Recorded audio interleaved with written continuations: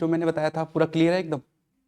Darwinism में पहले कुछ पूछ रहा हूँ तो वो पूछ लो, क्योंकि उसके बाद ही न्यू डार्विनिज्म समझ आएगी, इसमें कुछ है नहीं। खासतौर से जस्ट एज्यूम करो कि मैं डार्विन हूँ, ठीक है? अगर मैं डार्विन हूँ तो मैंने अपनी सारी बातें कब बोली है? 90s में। उस टाइम पे जेनेटिक्स थी नहीं, जेनेटिक्स की रिडिस्कवरी कब हुई? 1901 बाई TCH। लेकिन मैं तो उनसे पहले के ज़माने का हूँ, मीन्स मेरे लिए जेनेटिक्स की नॉलेज नहीं है। तो मैंने जो भी बातें बोली होंगी तो उसमें तो मैंने जेनेटिक्स अप्लाई कर ली होगी ना? अरे जेनेटिक्स तो मेरे बाद ही डिस्कवर हुई है ना, तो मैंने तो अप्लाई कर ली होंगी, नहीं की होंगी? अच्छा, तो फिर मैंने जो बातें बोली होंगी तो तुक्के मारे होंगे? तुक्के तो मारे ही होंगे, तुक्के तो मारे ही होंगे, क्योंकि अब जेनेटिक्स जब है ही नहीं, जेनेटिक्स की एप्लीकेशन अगर मैं बता रहा हूँ तो वो तुक्का ही है। लेकिन पता तुक्का भी दो तरीके का, सेंसेबल तुक्का। एक क्या होता है, बस ऐसे आंख बंद की और कोई भी तुक्का चला दिया। एक क्या होता है, आंखें पहले खोली, कुछ ऑब्जर्व किया, फिर थोड़ा समझा कि यार ऐसा हो सकता है, क्या ऐसा हो सकता है, जो पॉसिबिलिटीज थी उनको सब बहुत अच्छे से एनालाइज किया। एनालाइज करके मैंने क्या किया, उन पॉसिबिलिटीज के बेसिस पे कोई ना कोई कंक्लूजन दे दिया। तो क्योंकि बेटा मैंने किसी चीज को एनालाइज किया है, मीन्स मैंने नेचर में पहले उसे देखा है ना। अब अगर नेचर में देखा है मीन्स वो रियल है, वैसा हो रहा है। समझ पाए? जैसे मैंने देखा कि हाँ कोई स्पीसीज ये इसके साथ कुछ सिमिलैरिटी दिखा रही है, तो मैंने बोल दिया कि हाँ ये स्पीसीज हो सकता है कि इन इन स्पीसीज से इवॉल्व होके बनी हो। लेकिन इसका मतलब ये तो नहीं कि मैंने ऐसे हवा में बोल दिया होगा कि ये स्पीसीज इनसे इवॉल्व होके बनी है। जैसे कि पहले किसी ने बोल दिया था कि क्या हुआ है, ये नील नदी की मड में क्या बनी है, लाइफ बनी है। ये कोई भी एक स्पोर है, कोई भी गैमीट है, कोई भी मान लो प्रोजनी है, ऐसे ऐसे बनी है। सारे तुक्केबाज थी ना, फिलोसफर्स ने काफी कुछ बोल रखा था, वो सब क्या थी, आंख बंद करके तुक्केबाजी। लेकिन अब आंख खोल के तुक्केबाजी भी की गई, बहुत से साइंटिस्ट मैं आपको पढ़ा चुका हूँ। लेकिन ये जो डार्विन था ना, इसने काफी क्योंकि इसने एक तो पूरा गोला घूमा, गोला यानी कि गोला बोले तो ये हमारा जो भी पूरा अर्थ है ना, इस पे अलग अलग अलग जगह जाके इसने फ्लोरा एंड फ्यूना को पहले स्टडी किया, फिर इसने कुछ ऑब्जर्वेशंस निकाली। जो भी ऑब्जर्वेशंस थी, उन ऑब्जर्वेशंस के बेसिस पे उसने जो भी कमेंट्स दिए उसके सारे एनालिसिस के बाद दिए। अब बताओ इसने, जिसने पूरी, अब गांव में ही बोल देते हैं हम लोग, अरे दादा लोग क्या बोलते हैं, अरे मैंने दुनिया घूमी है तो मुझे सिखा रहे हो। तो ये वही है जिसने दुनिया घूमी थी, और ये देखो मुझे सिखा रहा है, आपको सिखा रहा है ना। तो डार्विन ने वास्तव में दुनिया घूमी थी, इसीलिए वो सिखा पा रहा है। दादा लोग भी बोलते हैं ना, अरे मैं तो दुनिया घूमा हुआ हूं, तुम मुझे कैसे सिखा सकते हो? तो डार्विन से आप नहीं बोल सकते, क्योंकि डार्विन खुद दुनिया घूमा हुआ था, वो हमें सिखा ही सकता है, एलिजिबल है। तो उसने क्या किया, जब पूरी बायोडाइवर्सिटी को एक्सप्लोर किया तो उससे बहुत सी, अब जैसे सोचो आपके लिए बस नीट के सिलेबस में थोड़ा सा पढ़ना है, चिन्नी सा पढ़ना है, तो आपके लिए तो वो 100% है ना। लेकिन ऐसा थोड़ी कि दुनिया में इतनी नॉलेज है, आप बार बार इसे पढ़ोगे, एक्यूरेसी ज़्यादा, एक साल में सिलेबस तैयार कर लोगे। अब यहाँ पे मैं आपके लिए पूरा इतना सिलेबस दे दूँ, MBBS का, इंजीनियरिंग का, बीटेक का, एमटेक का, सब सिलेबस ही दे दूँ, एक साल में तैयार हो पाएगा? ऐसे ही उसका जो सिलेबस था ना बहुत हो गया। क्यों? क्योंकि उसने पूरी बायोडाइवर्सिटी को एक्सप्लोर किया, उसे ऑब्जर्व किया। अब क्योंकि बेटा उसका ऑब्जर्वेशन पॉइंट बड़ा था, इस वजह से वो कंक्लूजन्स तक बहुत टाइम लग गया पहुंचने में। तो बीच में मैंने आपके लिए बताया था एक मैल्थस, उसने भी क्या किया, अल्फ्रेड वॉलेस, बहुत से साइंटिस्ट बीच में आते रहे। ऐसे ही एक आया ह्यूगो डीवरीज, जिसने न्यू डार्विनिज्म में बहुत बड़ा कंट्रीब्यूशन दिया। तो अब जो फाइनल थ्योरी जो हम पढ़ेंगे उसके बीच में बहुत से साइंटिस्ट क्या हो चुके हैं, इन्वॉल्व हो चुके हैं। तो अब उन साइंटिस्ट ने इन्वॉल्व होके इस थ्योरी को बदला क्यों नहीं?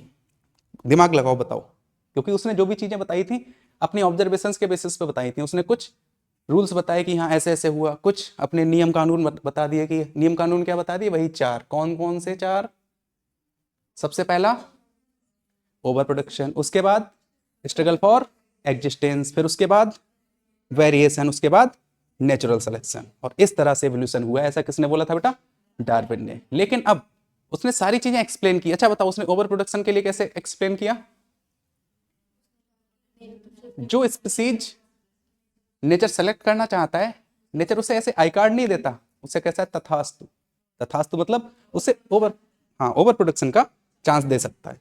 अब जैसे उसने उसे ओवर प्रोडक्शन का चांस दे दिया, क्या बहुत सी स्पीसीज आएंगी? जैसे जस्ट एज्यूम करो ये एक स्पीसीज है, जस्ट ए सेकेंड, जैसे मान लो बेटा ये एक स्पीसीज है, नेचर को इसे सेलेक्ट करना है, रुको अच्छा ये बहुत सी स्पीसीज हैं, अब नेचर को लगा ये वाली मेरे हिसाब से अच्छी है, क्योंकि स्पीसीज ने क्या कोई वेरिएशन शो की होगी, ये सब आपको काफी डिटेल में बता चुका हूं। तो मान लो अगर नेचर ने डिसाइड कर ले कि अपन को तो इससे क्या कराना है, सेलेक्ट कराना है। क्यों कराना है? क्योंकि ये सारी स्पीसीज में सबसे बेहतर है। अगर ये सबसे बेहतर है तो नेचर क्या करेगी, क्या इससे कहेगी अब मैं तुम्हारा नंबर बढ़ाऊंगा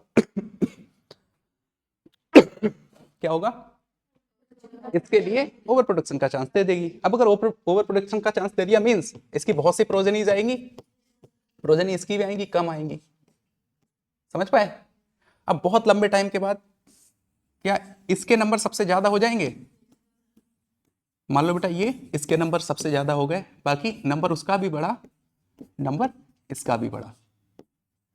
लेकिन अब बताओ अगर हम इस पॉपुलेशन में देखें तो किसी एक स्पीसीज का नंबर सबसे ज्यादा है, तो जिस स्पीसीज का नंबर सबसे ज्यादा है इसका मतलब क्या हुआ बेटा, नेचर ने इसे सेलेक्टिविटी दी है, और सेलेक्टिविटी देने का तरीका क्या था, इसे ओवर प्रोडक्शन का चांस दिया है। अब बेटा ओवर प्रोडक्शन का चांस हुआ, चांस इसे मिला, अब बेटा सभी के लिए फूड रिसोर्सेज चाहिए। अब मान लो फूड रिसोर्सेज तो वैसे तो जब ये अकेली थी हो सकता है इस टाइम पे इसके लिए अनलिमिटेड रहे हो, क्योंकि लिमिटेड अनलिमिटेड क्या होता है एक रेफरेंस लेवल से डिसाइड करते हैं। जैसे कि मान लो आपने इस पूरा सेरल्स से ये रूम भर दिया, पूरे सेरल्स से भरने के बाद आपने चीटियां छोड़ दी, एक चीटी छोड़ी, एक चीटी के लिए वो सेरल्स क्या है अनलिमिटेड। अब आपने क्या किया, मान लो एक बाउल में थोड़े से सेरल्स लिए और क्या किया, बहुत सारी चीटियां छोड़ दी, अब उनके लिए क्या हो जाएगा लिमिटेड। अब जब तक फूड रिसोर्स अनलिमिटेड होता है ये आपस में कोई भी कंपटीशन नहीं दिखाते, इंट्रा एनवायरमेंटल कोई भी रेजिस्टेंस इन्हें नहीं अफेक्ट करती। लेकिन अगर फूड रिसोर्स अब जैसे जैसे इनका नंबर बढ़ेगा, क्या फूड रिसोर्स सभी के लिए बढ़ता चला जाएगा, तो फूड रिसोर्स अब क्या इनके लिए लिमिटेड हो जाएगा। जब इनके लिए फूड रिसोर्स लिमिटेड हो गया अब ये क्या करेंगे, कंपटीशन। अब कंपटीशन यानी कि सबसे पहले कौन मारेगा इन्हें, सबसे पहले बेटा इंट्रा, जस्ट सेकंड। इंट्रा क्या होता है, ये वाला इससे लड़ रहा है, किस लिए लड़ रहा है, क्योंकि इसका भी फूड रिसोर्स सेम, इसका भी फूड रिसोर्स सेम, इसकी जो नीड है भाई इसकी नीड है। अब बताओ इसकी सारी की सारी नीड और इसकी सारी की सारी नीड सेम या कतई सेम, सेम और कतई सेम में फर्क क्या है, देखो हो सकता है सेम तो हो सकता है इसकी भी हो, मान लो इसका जो फूड रिसोर्स है वो इसका है, हो सकता है might be possible, who knows कि हाँ इसका फूड रिसोर्स अलग ही होगा, हो सकता है सेम हो, लेकिन इसकी फिजियोलॉजी इसकी बायोकेमिस्ट्री सब ज्यादा से ज्यादा किससे मैच होगी, इससे। इसका मीनिंग क्या हुआ, इसका मीनिंग हुआ कि अब ये जो फूड रिसोर्स लिमिटेड हुआ है ना, अच्छा ये बताओ ये क्या चाहेगा, ये वाला मेरा फूड ना खाए या ये वाला ना खाए, अच्छा आप क्या चाहते हो, जेई वाले आपसे कंपीट करें या नीट वाले, आप नीट वालों को पीछा करने चाहते हो या फिर जेई वालों को, क्यों, देखो आप भी फिजिक्स केमिस्ट्री पढ़ रहे हो, वो भी फिजिक्स केमिस्ट्री पढ़ रहे हैं, आप बायो पढ़ रहे हो वो मैथ पढ़ रहे हैं। अब आपका जो टारगेट है, जैसे मान लो आपका क्या है एमबीबीएस नीट, उनका क्या है बीटेक यानी कि जेई, आईआईटी तो कॉलेज होता है टारगेट नहीं है, टारगेट तो डिग्री है, वो क्या है बीटेक। अब आपकी नीड अलग है, उनकी नीड अलग है, लेकिन उस नीड तक पहुंचने के लिए फिजिक्स केमिस्ट्री आपको भी पढ़ना उनको भी पढ़ना, लेकिन नीड क्या सेम है नहीं है, तो आप जेई वालों से दुश्मनी करते ही नहीं हो, जेई वालों को पीछे करने का ट्राई नहीं करते हो, क्या बोलते हो अरे अपन को तो मेंस के क्वेश्चंस करने ही नहीं है, क्यों, नीड सेम है ही नहीं। लेकिन जो एआईपीएमटी के क्वेश्चंस हैं वो खूब करते हो, क्यों करते हो, क्योंकि जो आप नहीं करोगे दूसरा कर रहा है, अब मान लो आप नहीं कर रहे हो दूसरा कर रहा है, लेकिन टारगेट क्या सेम है। अब बताओ इसकी नीड सेम की कतई सेम, तो बताओ सबसे खतरनाक कंपटीशन आपकी नीट वालों के साथ है या जेई वालों के साथ, तो ये जो नीट वालों के साथ कंपटीशन है ना, यही क्या है इंट्रा, यानी कि स्पीसीज सेम स्पीसीज के बीच की कंपटीशन, किसके लिए, सेम नीड को फुलफिल करने के लिए, सेम फूड रिसोर्स, नीड में कुछ भी हो सकता है, हैबिटेट फूड रिसोर्स कुछ भी हो सकता है एक्स वाई जेड, ठीक है। अब अगर नीड कतई सेम है तो अब बताओ इनके बीच में कंपटीशन होगी, ठीक है। अब थोड़ी थोड़ी सी नीड इससे भी, मान लो कोई फूड रिसोर्स कहीं पे थोड़ा बहुत कोलैप कर रहा है या कुछ, तो अब क्या होगा, इससे भी कंपीट करेगा, इससे कंपीट करेगा तो यहां भी कंपटीशन शो होगी। लेकिन अब इसकी नीड सेम की कतई सेम, सेम भी नहीं है, माइट बी सेम, ठीक है। तो अब इससे कंपटीशन तो होगी, लेकिन कैसी होगी, कम होगी। अब अच्छा कंपटीशन होगी कब, जस्ट एज्यूम करो ये मान लो हिरन है, ये क्या है, मान लो कोई दूसरा एनिमल है, मान लो खरगोश है। अब ये सारे क्या है, रैबिट्स है। सारे रैबिट्स मान लो अभी किसी भी गाजर पे फीड कर रहे हैं। जब तक गाजर अनलिमिटेड है आपस में भी नहीं लड़ेंगे, लेकिन जब गाजर लिमिटेड हो जाएगी ना आपस में भी लड़ेंगे। जब लड़ेंगे, अब बताओ दोनों की पावर सेम है क्या, फिजियोलॉजी सेम, लड़ने में लगभग सेम। अब बताओ सबसे खतरनाक कंपटीशन क्या ये करेंगे? जैसे आपकी कंपटीशन, जैसे आपकी एज मान लो 12-14 साल है, एक 12-14 साल वाले बच्चे से लड़ाया जाए, आप लोग क्या करोगे? सबसे खतरनाक कंपटीशन उससे से हो, क्योंकि दोनों की पावर, दोनों का पोटेंशियल बिल्कुल सेम, पावर पोटेंशियल का ही गेम है सब। अब यहाँ पे इनकी कंपटीशन सबसे खतरनाक होती है, रीजन क्या है? फिजियोलॉजी सेम, ठीक है। अब डिमांड भी बिल्कुल सेम है, नीड भी बिल्कुल सेम है, तो लड़ेंगे भी सबसे ज्यादा कि अगर कितना अच्छा हो ये वाला खरगोश ही कम हो जाए, एक गाजर सीधे बच जाएगी। अब इंट्रा में तो कंपटीशन कैसी होती है बेटा? सबसे खतरनाक कंपटीशन यही होती है, सबसे खतरनाक, पावरफुल। लेकिन अब मान लो खरगोश का नंबर लिमिटेड हो गया, अब पता लगा अरे गाजर तो ये भी खा रहा है, गाजर अगर ये खा रहा है तो अब इससे क्या खरगोश से ढूंढ के इससे लड़ने आएगा? नहीं। क्या होगा? जब आमने सामने आएंगे तभी लड़ेंगे, आमने सामने आएंगे तब लड़ेंगे। इसका मीनिंग एक और आसान एग्जांपल से समझाता हूं। एक टाइगर है, ठीक है, एक मान लो लियोपार्ड है, दोनों को एक हिरन को खाना है, फूड रिसोर्स क्या सेम हो गया? अब अगर बेटा फूड रिसोर्स सेम हो गया, अब अगर जब तक ये नहीं था इसके लिए कोई कंपटीशन थी? इसके लिए कंपटीशन थी किसके साथ? अपने साथ, यानी कि इंट्रा। हो सकता है इसने इसे निपटा दिया हो, ये है ही नहीं अब इसके लिए कोई कंपटीशन है? आराम से खाएगा। लेकिन अब जब ये खाने जा रहा था, अब यहां पे क्या हुआ पता लगा, क्या मिल गया बेटा? लियोपार्ड मिल गया। अब क्या होगा? अब या तो ये खाएगा या ये खाएगा। हाँ, ऑप्शन दूसरा भी था कि दोनों मिल बांट के खा लें, लेकिन मान लो उन्होंने अपनी जो रिसोर्स पार्टनरिंग है की ही नहीं, रिसोर्स उन्होंने डिवाइड किया ही नहीं, तो अब तो लड़ेंगे। अगर लड़ेंगे तो एक को मरना पड़ेगा। अब अगर एक को पता लगा, अब ये लड़ने की प्लानिंग कर रहे थे, हाल दो ये फिनोमेना बाद में आएगा, लड़ने की प्लानिंग कर रहे थे, एक कंडीशन क्या है, डियर भाग गया। दूसरा क्या है, मान लो डियर नहीं भागा, एज्यूम कर लो, अगर डियर नहीं भागा तो ऐसा तो नहीं होगा ये दोस्ती करके यहाँ जाएंगे कि यहाँ चलो आओ मिल बांट के खाते। ये पहले खुद कंपीट करेंगे, लेकिन इसमें भी अब एक ही जीतेगा। किसी की फिजियोलॉजी जिसकी स्ट्रांग होगी वो जीत जाएगा, जो जीत जाएगा वो बाजी मार जाएगा, मीन्स वो डियर को खाएगा, उसके लिए फूड रिसोर्स अवेलेबल हो जाएगा। यानी कि फूड रिसोर्स अपने लिए अवेलेबल जो करा पाएगा ना, उसी के लिए फूड अवेलेबल होगा। तो बताओ अपने फूड रिसोर्स को अवेलेबल कराने के लिए ये लड़ेंगे, क्योंकि फूड रिसोर्स कैसा है, सेम। और जब भी बेटा नीड सेम होगी, कंपटीशन होगी होगी, इंट्रा भी होगी, इंटर भी होगी। समझ आ गया? अब इसके बाद चलो दो कंपटीशन इन्होंने जीत ली। अब तीसरी, अगर बाई चांस मान लो कोई नेचुरल डिजास्टर आया, कोई मान लो क्लाइमेटिक कंडीशन चेंज हुई, कुछ भी हुआ, वो कंपटीशन क्या कहलाएगी?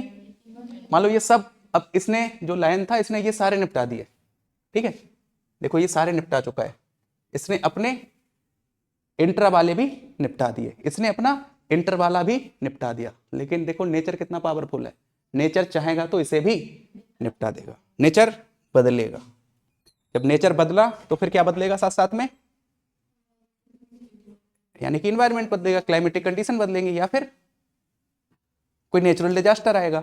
अगर उस कंडीशन में भी इसने क्या किया बेटा, खुद की सर्वाइबिलिटी को बचा लिया, अब नेचर को इसे सेलेक्ट करना पड़ेगा। क्यों? क्योंकि ये इंट्रा भी जीत के आया है, इंटर भी जीत के आया है, और एनवायरमेंटल भी जीता है। This is the struggle for existence. कौन बोलता था?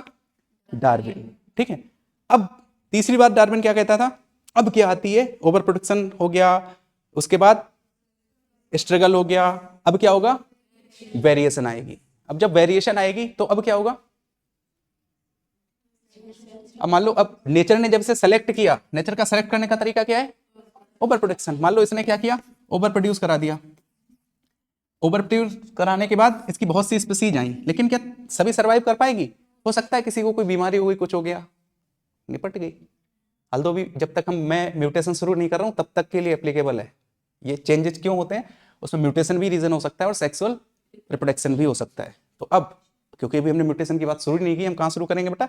न्यू डार्विनिज्म में। तो अभी मैं उस पर नहीं जा रहा हूँ। तो इसमें क्या होगा बेटा, ये जो स्पीसीज आई, मान लो किसी भी जो वेरिएशन इनमें आ रही थी, प्रिमिटिव वेरिएशन की वजह से निपट गई किसी वजह से। तो बताओ अब इसमें से नेचर सेलेक्ट किसे करेगा, अच्छे में से अच्छे को। अब मान लो ये वाला सबसे अच्छे था, इसे सेलेक्ट करेगा, इसे सेलेक्ट किया तो फिर इसे ओवर प्रोडक्शन का चांस देगा। अब देखो ओवर प्रोडक्शन ऐसा थोड़ी है कि सभी फिर से सक्सेसफुल हो जाएगी।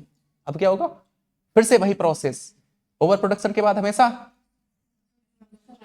स्ट्रगल फॉर एग्जिस्टेंस, फिर यानी कि भाई सर्वाइवल ऑफ फिटेस्ट वाला कॉन्सेप्ट, समझ पाए। अब वेरिएशन यानी कि अब इनमें से जो वेरिएशन शो करेगा, कौन सी अच्छी वेरिएशन नेचर सेलेक्ट कर लेगा, खराब वेरिएशन को फिर से वाइप आउट कर देगा। अब ये वाली मान लो अच्छी थी, फिर से इसने ओवर प्रोडक्शन किया क्योंकि नेचर ने सेलेक्ट किया था। ओवर प्रोडक्शन के जब जब नेचर सेलेक्ट करेगा तब तब ओवर प्रोडक्शन होगा ही होगा। अब बेटा इसने जब ओवर प्रोडक्शन किया, फिर से बहुत सी स्पीसीज आई, बहुत सी स्पीसीज में से मान लो ये वाली दो इस बार कैसी है, बैड वेरिएशंस। तो अब जो गुड वेरिएशन है नेचर ने इसे सेलेक्टिविटी दी। तो देखो इस तरह से क्या स्पीसीज का नंबर लगभग मेंटेन रहता है, उनके रहना भी चाहिए।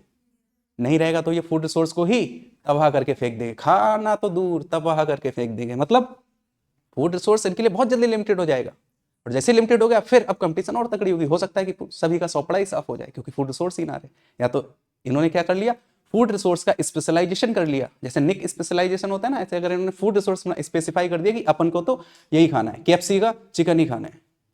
केएफसी अगर मान लो बिजनेस ही डूब गया, आपको दूसरा चिकन खाना ही नहीं है, क्योंकि मैंने तो क्या कर रखा था, मतलब टेंडर दे रखा था खुद को कि हाँ अपन जब भी खाएगा तो केएफसी का ही चिकन खाएगा। इसका मीनिंग क्या है,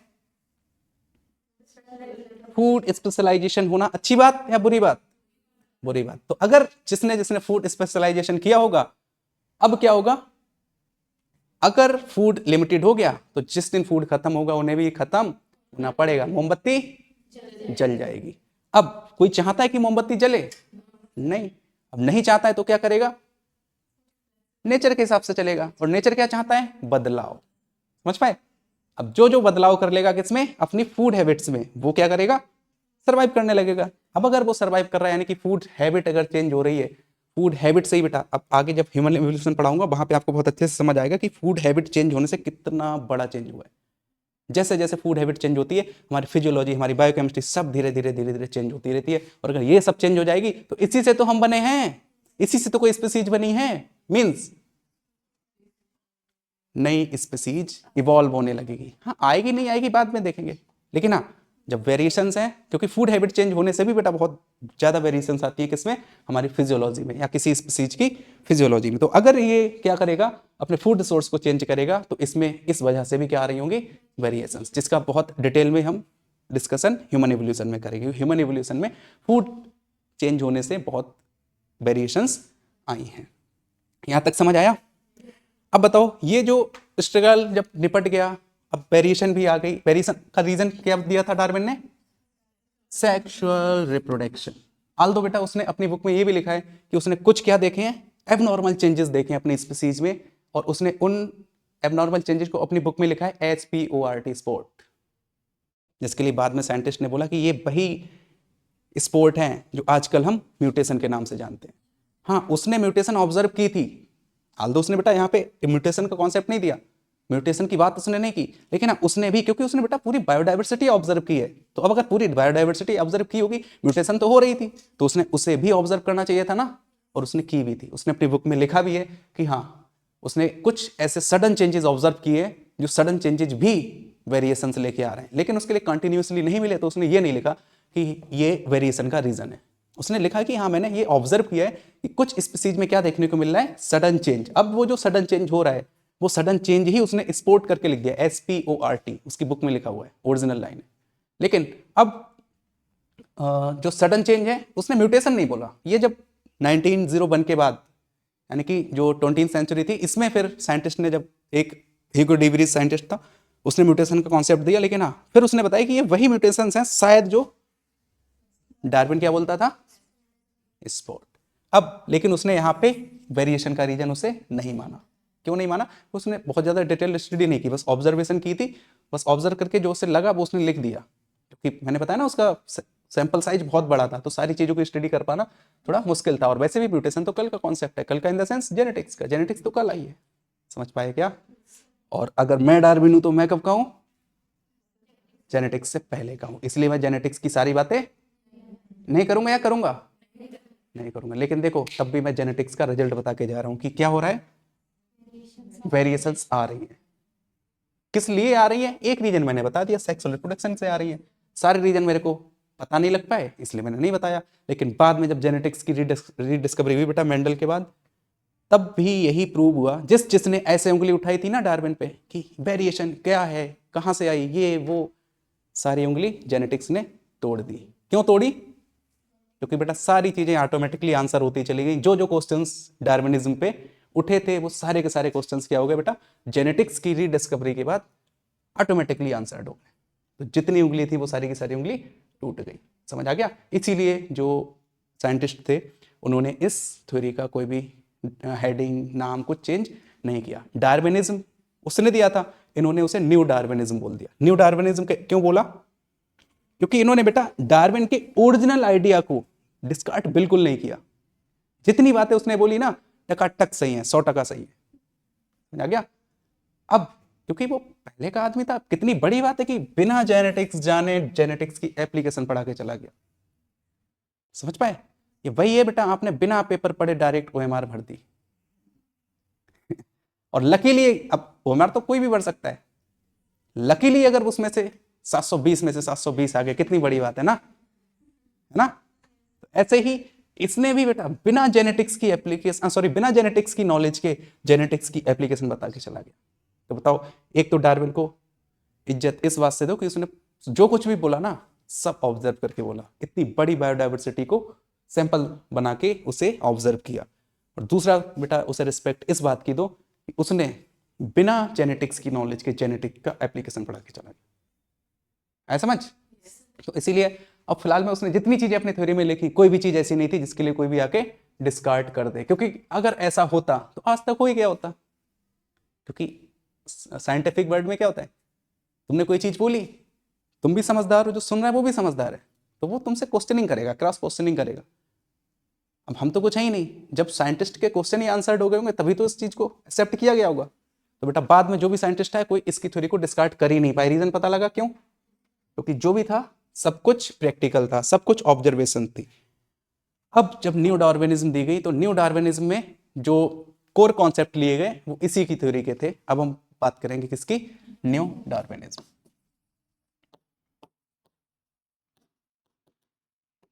अब न्यू डार्विनिज्म में, अच्छा चलो डार्विनिज्म का पहला स्टेप बताओ, ओवर प्रोडक्शन लिख दिया मैंने।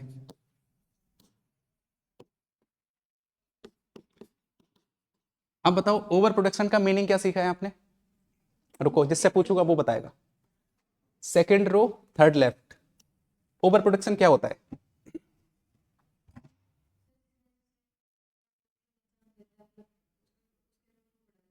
ठीक है, लेकिन ओवर प्रोडक्शन का चांस जिसे मिला इसका मीनिंग क्या होता है,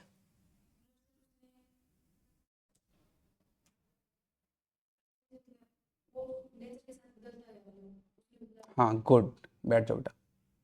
यानी कि जो अपने आप को एक गुड वेरिएशन में एक्सप्रेस करा देगा, नेचर उसे सेलेक्ट करेगा। और नेचर को सेलेक्ट करने का तरीका क्या है, ओवर प्रोडक्शन का चांस दे देना। बेटा अगर ओवर प्रोडक्शन का चांस जिसे मिला, इसका मीनिंग क्या है, नेचर ने उसे सेलेक्ट किया। नेचर ने उसे सेलेक्ट क्यों किया होगा, क्योंकि वो गुड वेरिएशन होगी या बैड, गुड वेरिएशन होगी किसी भी एंसेस्टर की। तो अब जो भी प्रोजेनीज गुड वेरिएशन शो करेगी उसमें से जो अच्छे में से अच्छा होगा, सारे अच्छे नहीं, अच्छे में से अच्छा, अच्छे तो बहुत हो सकते हैं लेकिन अच्छों में से अच्छा जो होगा उसके लिए नेचर सेलेक्ट करती जाएगी। अच्छा ये चीज बोली किसने थी, डार्विन ने। अब जो न्यू डार्विनिज्म वाले साइंटिस्ट थे उन्होंने बेटा इसको एज इट इज रखा, बस इसका नाम बदल दिया। नाम क्या रखा होगा, इसी से मिलता जुलता रखा होगा, क्या रखा, रैपिड मल्टीप्लीकेशन। रैपिड मल्टीप्लीकेशन का मीनिंग भी क्या ओवर प्रोडक्शन है, कैसे समझ आ गया, ठीक है। अब आप बताओ बेटा, फर्स्ट रो लेफ्ट, हाँ बताओ सेकंड नियम कानून क्या बताया था डार्विन ने, ठीक है, कंपटीशन कैसे, सबसे पहले तो क्या था, सेम जो की नहीं थी उनके बीच में कंपटीशन होगा, इंडिया टाइम वो बिल्कुल सेम थी, सबसे ज्यादा कंपटीशन उनके बीच में हुआ। तो उसमें बीच में से जो बच के आ गया फिर वो आगे दूसरे वाले अच्छा ठीक है, आपने सही बोला, लेकिन नीड सेम थी, इसका बस थोड़ा सा एक्सप्लेनेशन दो, किस चीज की नीड? जो फूड खा रहे थे, गुड गुड फूड, और सेकंड फूड था, शेल्टर हो सकता है, ठीक है। तो अब ओवर प्रोडक्शन में आपने क्या बताया था? नहीं आप बैठ जाओ, आपने क्या बताया था? जिसे नेचर सेलेक्ट करेगा ओवर प्रोडक्शन का चांस देगा, यही बात उन्होंने एज इट इज रखी, बस इसका नाम चेंज करके क्या लिखा था? Rapid multiplication.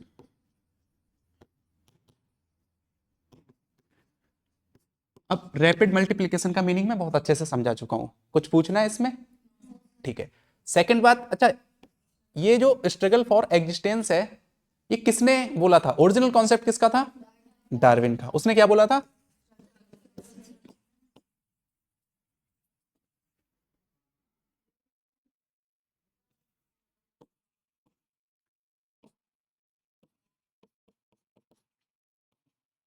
बेटा स्ट्रगल ऑफ एग्जिस्टेंस, जो न्यू डार्विनिज्म वाले साइंटिस्ट थे, इन्होंने इसका रीजन बता दिया। रीजन पता क्या बताया?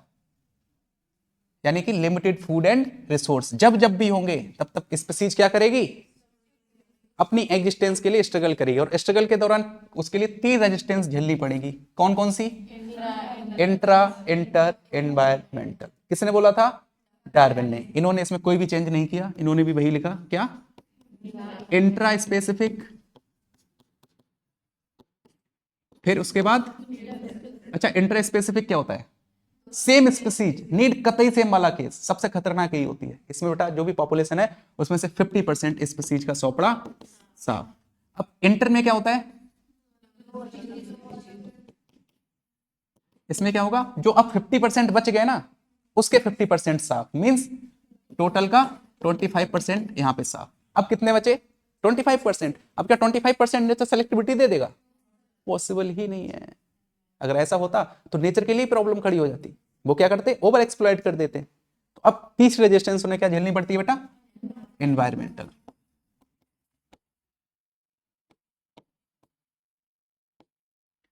अब इस एनवायरमेंटल में जो 25% है, इसमें से मान लो, बस मैं आपको याद रहे इसलिए बोल दे रहा हूं, लगभग 20% या 24% यहाँ पे गायब हो जाती है। लगभग 1-8% को नेचर सेलेक्टिविटी दे देती है, क्योंकि बेटा नेचर इतना ही क्या कर सकती है? सस्टेन कर सकती है। आया समझ? तो अब किन 3 स्ट्रगल से गुजरता है? Intra, inter, environmental. लेकिन ये कॉन्सेप्ट किसका था? डार्विन का। एकदम सही 100% की बात थी, इसे भी कोई चेंज नहीं किया गया। बस उन्होंने एक चीज इसमें और ऐड कर दी, वो क्या था बेटा? लिमिटेड फूड रिसोर्स जब जब होंगे, ये 3 होंगी, या फिर क्या होगा? शेल्टर यानी कि हैबिटेट। अब अच्छा ये सब ये कराएंगे, ये होना चाहिए या नहीं होना चाहिए? फूड शेल्टर जब सेम होगा, क्या ये होना चाहिए? अच्छा ऐसी जितनी भी चीजें, क्या मैं ऐसा बोल सकता हूं कि जब जब नीड सेम होगी तब तब ये तीनों चीजें होंगी? यानी कि नीड डिसाइड करेगी कि जो स्ट्रगल है वो कितनी खतरनाक होने वाली है। अगर नीड कतई सेम तो सबसे खतरनाक, नीड थोड़ी बहुत सेम तो उससे कम, नीड अगर और थोड़ी सी कम तो फिर उससे कम। समझ आ गया? तो ये ओरिजिनल कॉन्सेप्ट किसका था? डार्विन का। लेकिन न्यू डार्विनिज्म वालों ने बस इसका रीजन बता दिया। अब आते हैं थर्ड पे। थर्ड डार्विन ने क्या बोला था? Variations are the cause of evolution. यानी कि वेरिएशन, और सिर्फ वेरिएशन आ जाना क्या सफिशिएंट बताया था? नहीं, उनका इनहेरिट होना, वेरिएशन एंड इनहेरिटेंस। अब बेटा वेरिएशन एंड इनहेरिटेंस की बात कर किसने दी थी? डार्विन ने। लेकिन उसने की पता क्या थी? बस एक रीजन बताया था वेरिएशन का, वो क्या था? Sexual reproduction. और डार्विन कहता था कि अब ओरिजिनली क्या होता है? सेक्सुअल रिप्रोडक्शन होता है, उससे थोड़ा सा चेंज आता है स्पीसीज में, फिर से उसमें सेक्सुअल रिप्रोडक्शन होगा, थोड़ा और आएगा, ऐसे ऐसे लाखों करोड़ों जनरेशन बाद सेक्सुअल रिप्रोडक्शन, फिर चेंज, फिर सेक्सुअल रिप्रोडक्शन, फिर चेंज, फिर सेक्सुअल रिप्रोडक्शन, फिर चेंज। बहुत लंबे टाइम में क्या होगा? ये चेंज धीरे धीरे धीरे धीरे इतना बड़ा चेंज हो जाएगा कि अब वो बनने वाली स्पीसीज अपनी ओरिजिनल स्पीसीज से अलग हो चुकी होगी। कौन बोलता था? डार्विन। लेकिन अब अगर ऐसा हुआ होता तो फिर इतनी बड़ी बायोडाइवर्सिटी बनना पॉसिबल ही नहीं थी। क्यों?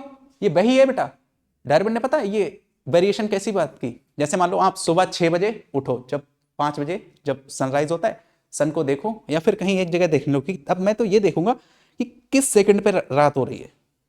सुबह से लेके शाम तक, दिन से दोपहर हो जाएगी, दोपहर से रात हो जाएगी, चेंज ऑब्जर्व ही नहीं कर पाओगे। बहुत छोटा छोटा सा चेंज हो रहा होगा ना, मतलब वो आप फील नहीं कर पाओगे कि हाँ इस सेकंड पे सनलाइट इतनी बढ़ गई, इतनी कम हो गई। समझ पाए? तो अगर उस तरह से आप डिफरेंस देखने निकलोगे, समझ ही नहीं आएगा कुछ। तो अगर इस तरह से वेरिएशन होगी, वेरिएशन आएगी, इनहेरिट होगी, किस तरह से? सेक्सुअल रिप्रोडक्शन के थ्रू। तब क्या होगा बेटा? वो वेरिएशन धीरे धीरे धीरे धीरे धीरे धीरे बहुत लंबे टाइम में जाकर के एक नई स्पीसीज बना पाएगी। बहुत सी जनरेशंस लग जाएंगी, और इतनी जनरेशन अगर हर स्पीसीज आने में लगती तो आज जस्ट बेटा कितने बिलियन ईयर में? 4 बिलियन ईयर में इतनी बड़ी बायोडाइवर्सिटी पॉसिबल ही नहीं थी। लेकिन बायोडाइवर्सिटी तो है, मींस वेरिएशंस तो आए हैं, स्पीसीज तो बनी है। लेकिन अब इससे समझ क्या आया? स्पीसीज बनी है, वेरिएशन से बनी है, 100% बात है। लेकिन हो सकता है वेरिएशन के रीजंस और भी हो, और यहीं पे बेटा उंगली उठी थी किस पे? डार्विनिज्म पे। अब डार्विन इन चीजों का एक्सप्लेनेशन डार्विनिज्म दे ही नहीं पाई, उसने बस एक ही बात की थी, वेरिएशन का रीजन किसे बताया था बेटा? सेक्सुअल रिप्रोडक्शन को। अब जो सेक्सुअल रिप्रोडक्शन है उसके थ्रू इतनी बड़ी बायोडाइवर्सिटी बन पाना पॉसिबल नहीं है। मीनिंग क्या है इसका? उसका रीजन ये है कि अगर ऐसा होता तो इतने से चिन्नी से टाइम में इतनी बड़ी बायोडाइवर्सिटी बनना पॉसिबल ही नहीं था। लेकिन बायोडाइवर्सिटी तो बनी है, मींस वेरिएशन तो आई है, मींस वेरिएशन के सोर्स और भी हो सकते हैं। अब चलो, अभी जेनेटिक्स तो नहीं आती किसी को, हाल तो पढ़ रखी है लेकिन आती तो नहीं है, ठीक है। अब आपको मजा आएगा आगे। अगर जेनेटिक्स का फोल्डर बिल्कुल बंद होना चाहिए और चाबी क्लास से बाहर, ठीक है। जेनेटिक्स अप्लाई करोगे तो आपको सारे रीजन खुद ही पता लग जाएंगे, इस चीज को समझ ही नहीं पाओगे कितना इंटरेस्टिंग है, मजा नहीं आएगा, क्योंकि फिर तो दिमाग के तार खुद काम करने लग जाएंगे। तो अभी यानी कि कमी नजर आ रही है कि इस थ्योरी में कुछ ना कुछ कमी है। लेकिन अब आपको न्यू डार्विनिज्म वाले, तो आपने क्या किया? वेरिएशंस के रीजंस बता दिए। रीजंस कौन कौन से थे? कि वेरिएशन तो आई है, तो क्या डार्विन गलत बोलता था सेक्सुअल रिप्रोडक्शन से आई है? नहीं, डार्विन भी सही था, लेकिन डार्विन ही सही नहीं था। तो फिर डार्विन गलत है क्या? नहीं, उसने अपनी थ्योरी में कोई ऐसी बात ही नहीं बोली है जो गलत है। तो क्या करें? तो अब क्योंकि और जो रीजन है ना, वो तो अभी जेनेटिक्स कल पता लगे ना, क्योंकि जेनेटिक्स कब आई है? जस्ट अभी 20th सेंचुरी में, मींस 1901 में रीडिस्कवरी, उसके बाद हमें पता लगा। लेकिन डार्विन तो कब की बात थी बेटा? 90s की बात थी। समझ आ गया? अब यानी कि जेनेटिक्स थी नहीं तो वो ये जेनेटिक्स की चीजें बता कैसे देता? अरे भाई, उसने जेनेटिक्स का एप्लीकेशन बता दिया, यही बहुत बड़ी बात है। समझ पाए? जेनेटिक्स तो हमने डिस्कवर की है, हमने डिस्कवर करने के बाद जो कंक्लूजन निकाले हैं उन कंक्लूजन को डायरेक्ट लिख के चला गया। पेपर तो मैंने रीड किया है, लेकिन मैंने पेपर रीड करके एग्जामिनेशन से बाहर आके मैंने जब ओएमआर फिल की है ना, आंसर की मैच करके, तो ओएमआर तो मैंने भी फिल की है, लेकिन इसने तो एग्जामिनेशन हॉल में बैठ के बिना पेपर रीड किए ओएमआर फिल कर दी थी, जो आंसर की से मैच कर रही है। मींस बहुत बड़ी बात है। समझ पाए? तो अब क्या करें? क्या जेनेट इसे गलत बता दें? नहीं, क्योंकि इसने वेरिएशन का रीजन सिर्फ एक ही बताया है, वो क्या है बेटा? Sexual reproduction. इसका मीनिंग क्या है? कि उसने सारे रीजन नहीं बताए, लेकिन उसने जो रीजन बताया वो भी गलत नहीं है, ये भी सही है, इवोल्यूशन इसकी वजह से भी हुआ। लेकिन हाँ, अगर हम सिर्फ इसी को एकमात्र रीजन माने तो इतनी बड़ी बायोडाइवर्सिटी आज बनना पॉसिबल ही नहीं है। अच्छा, तो फिर बायोडाइवर्सिटी कैसे बनी है? हाँ, तो फिर इसी वेरिएशन के रीजंस और भी हैं। वो क्या है? अरे अभी तो हमने जेनेटिक्स सीखी थी, अब जेनेटिक्स आ रही है, आ रही है। जेनेटिक्स दिमाग से बाहर नहीं आनी चाहिए। अगर जेनेटिक्स दिमाग से बाहर आ गई, आगे मजा ही नहीं आएगा, सारे आंसर आपको खुद ही मिल जाने हैं। तो अब जेनेटिक्स तो मैंने अभी डिस्कवर की है। जब जेनेटिक्स डिस्कवर की तब उसी में हमारे लिए क्या पता लगा है? एक इवनिंग प्राइम रोज के प्लांट से हमें क्या पता लगा? हेवर्ड डिवरीज ने बताया कि यहाँ कुछ म्यूटेशन टाइप होता है। म्यूटेशन क्या है? एक ही स्टेप में कोई बड़ा सा चेंज आ जाना, जीनोटाइपिक एंड फिनोटाइपिक लेवल पे। वो क्या है बेटा? Mutation. Sudden change in a single step is known as saltation. और जो सडन चेंज हुआ है किसकी वजह से हुआ है? म्यूटेशन। यानी कि ऐसा म्यूटेशन जो क्या करता है? एक नई स्पीसीज को बहुत कम टाइम में, यानी कि एक ही जनरेशन में एक नई स्पीसीज दे दे, उसे हम क्या बोल देते हैं? साल्टेशन। एनसीईआरटी इसी को लिखती है, the great mutation in a single species is in a single step is known as saltation. अब ये जो सेक्सुअल रिप्रोडक्शन वेरिएशन का रीजन डार्विन ने बताया था, ये किसका रीजन था? वेरिएशन का रीजन था, लेकिन ये ही वेरिएशन का रीजन नहीं था, वेरिएशन के रीजन और भी थे। कौन कौन से थे? सबसे पहला वही म्यूटेशन, इसके बाद हाइब्रिडाइजेशन, इसके बाद जेनेटिक ड्रिफ्ट। जेनेटिक ड्रिफ्ट में bottleneck effect and founder effect हम पढ़ते हैं। तो ये सारे, ऑल्दो हमें बोटलनेक इफेक्ट नहीं पढ़ना है, फाउंडर इफेक्ट थोड़ा सा पढ़ेंगे, पर इसी में एप्लीकेबल होती है क्या? हार्डी-बीनिवियर इक्वेशन। तो वो सब हम आगे एक एक करके सीखेंगे। तो यहां तक क्या हुआ है, समझ आ गया चकाचक एकदम? इसके बाद बताओ फोर्थ स्टेप क्या होता था? Natural selection. क्या? Natural selection. अब वेरिएशन आ गई, नई स्पीसीज बन गई। नई स्पीसीज बनेगी कब? जब नेचर सेलेक्ट करे। वेरिएशन तो आ गई, म्यूटेशन तो हो गए। अरे म्यूटेशन हो गए, लेकिन उसके लिए नेचर ने सेलेक्ट ही नहीं किया, मींस नेचर ने उसे ओवर प्रोडक्शन का चांस ही नहीं दिया। अगर ओवर प्रोडक्शन का चांस नहीं दिया तो कोई भी फायदा हुआ क्या? नहीं, क्योंकि नेचर सेलेक्ट किसे करेगा? जो फिट होगा। According to Darwin, if you are not contributing in evolution, you are nothing, literally nothing. कितना भी अच्छा म्यूटेशन करा लो, कितनी भी अच्छी वेरिएशन ले आओ, कितनी भी एडवांस स्पीसीज बन जाओ, if you are not contributing in evolution, means you are not completing your life cycle. If you are completing just your life span, you are not contributing evolution. Means अगर आपको evolution में contribution देना है, अगर आपको consider करना है, तो फिर आपके लिए बेटा किसमें? अपने लाइफ साइकिल को कंप्लीट करके पहले एवोल्यूशन में कंट्रीब्यूशन देना पड़ेगा। और आपको लाइफ साइकिल कंप्लीट करने का मीनिंग क्या है? आपको अपनी रिप्रोडक्टिव फिटनेस दिखानी पड़ेगी। The ultimate fitness according to Darwin is reproductive fitness, it's not physical fitness. आपके फिजिकली कितना भी फिट हो, लाइफ स्पैन कंप्लीट करके चले गए, according to Darwin you are not fittest species in this environment. If you are fittest species in this environment, you have to complete your reproductive cycle. Means you must show the reproductive fitness. The ultimate fitness according to Darwin is reproductive fitness. तो अब जो species mutation दिखाएगी, क्या वो reproductively fit होगी? क्या वो fittest species मान ली जाए? नहीं। क्यों नहीं मानी जाएगी? क्यों नहीं मानी जाएगी? अरे म्यूटेशन ही तो हुआ है, अभी नेचर ने उसे कोई ग्रीन कार्ड थोड़ी दिया है, यानी कि नेचर ने भी सिलेक्ट नहीं किया। अगर नेचर ने उसे सेलेक्ट नहीं किया, इसका मीनिंग क्या है? ओवर प्रोटेक्शन का चांस नहीं दिया। वो क्या करेगा? म्यूटेशन हुई, चलो मान लिया, पहली बात तो अभी हम लोग सीखेंगे 99% म्यूटेशंस लीथल होते हैं, सारी ये भी डिस्कस करेंगे, बस अभी ओवरव्यू के लिए बता रहा हूं। मान लो इसमें म्यूटेशन हो गया, म्यूटेशन होने के साथ साथ क्या हुआ होगा? इसमें वेरिएशन आई होगी। अब मान लो जस्ट मैंने एज्यूम कर लिया वेरिएशन इतनी बड़ी है कि नई स्पीसीज है, कैसे एवोल्यूशन बोल दें? अभी नहीं बोलेंगे, क्योंकि अभी नेचर ने इसे सेलेक्टिविटी नहीं दी है। अगर नेचर ने इसे सेलेक्टिविटी दी होती तो ये क्या करता? ओवर प्रोड्यूस करता। अब इसे बोल सकते हो कि ये क्या है? एडवांस स्पीसीज है, ये एक इवॉल्व स्पीसीज है। आया समझ यहां तक? तो अब अगर नेचर ने इसे सेलेक्टिविटी दे दी तब तो सही है, लेकिन अब जो भी म्यूटेशंस होते हैं नेचर सभी को सेलेक्टिविटी नहीं देता है, क्योंकि जेनेटिक्स वाले साइंटिस्ट अभी आके कहेंगे, यहीं पे आके कहेंगे, क्या कहेंगे? कि 99% म्यूटेशंस आर लीथल।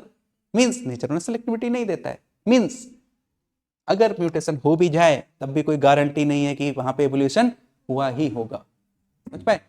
अब पता वहीं पे एवोल्यूशन वाले साइंटिस्ट निकल के आएंगे, बोलेंगे अच्छा ठीक है 1% बचा है ना, बोलेंगे हाँ 1% में हो सकता है, बाई चांस नेचर सेलेक्टिविटी दे दे। कहता है ठीक है, अभी हम आगे कैलकुलेशन करके बताएंगे कि मुझे 1% भी नहीं, सिर्फ 0.1% भी अगर चांस मिले सक्सेसफुल म्यूटेशन का, तब भी इतनी बड़ी बायोडाइवर्सिटी बनना पॉसिबल है।